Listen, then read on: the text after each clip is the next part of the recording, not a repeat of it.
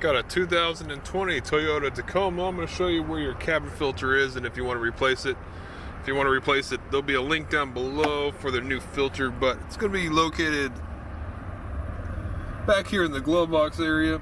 You have this compartment here with this door. You're going to just push up on it and you're going to remove the door. The cabin filter is actually located in this compartment right here. To get this door off, you're going to push in on the tab.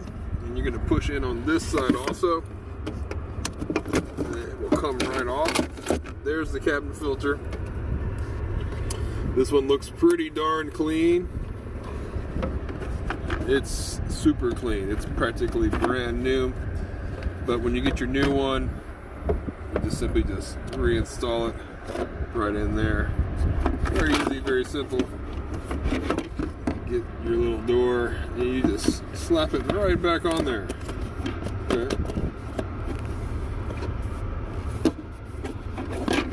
Okay, nice and secure. Same thing with this thing, just reverse order. And that's going to be it. Again, there'll be a link down below for a new filter if you need one.